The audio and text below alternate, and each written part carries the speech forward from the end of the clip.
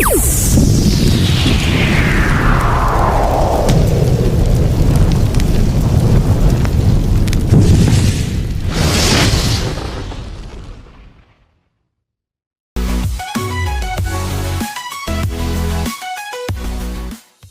araw. Nandito tayo ngayon sa lalawigan ng Ilocos Sur para tunghayan ang pagsasagawa ng inspeksyon gamit ang body-worn camera upang masiguro ang pagiging bukas, tama at responsable. Gumagamit ngayon ang mga city at municipal fire safety inspectors ng body-worn camera habang nagsasagawa ng inspeksyon.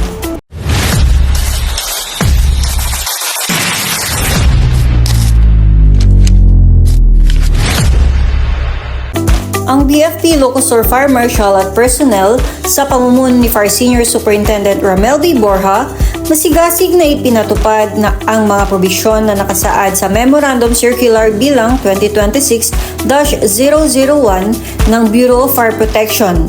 Ang naturang circular na may pamagat na operational guidelines and policies on the usage of body-worn cameras during the conduct of fire safety inspections ay opisyal na inilabas noong January 9, 2026.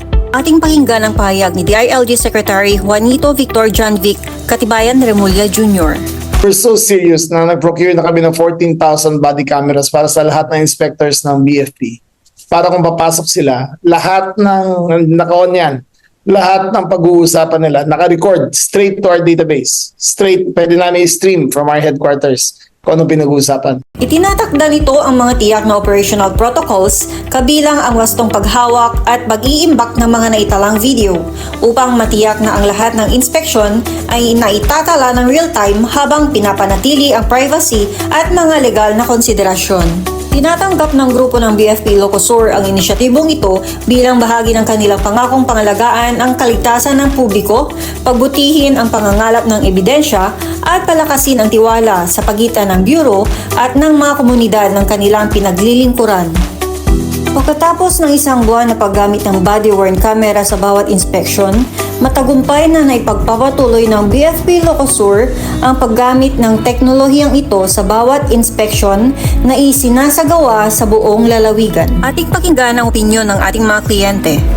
Ma'am, tanong lang po namin kung ano pong masasabi ninyo sa pagsuot po ng body-worn camera ng mga inspector po ng BFP Cabugao. Ako po si Jezabel Renon, officer in charge po dito sa AE Home Trade, Rizal, Cabugao, Ilocos Sur. Ang masasabi ko po sa mga taga Bureau of Fire Protection, gamit po yung body cam nila habang nag-i-inspect is maganda po siya kasi it's for transparency and accountability.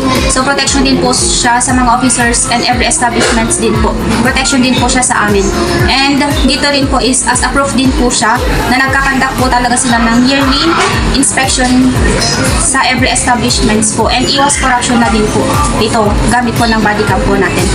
Good day, ma'am and sir. Ako si Wendell Jimenez, tagapagkasiwa ng DOC ng Barangay Lapig, San Juan, Ilocos Sur.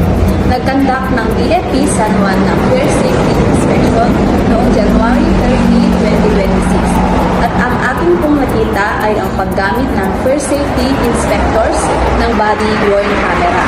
Ito ay nakakatulong po ng integridad at kaayusan ng pagpapatupad ng kaligtasan ng ahensya ng Bureau of Fire Protection.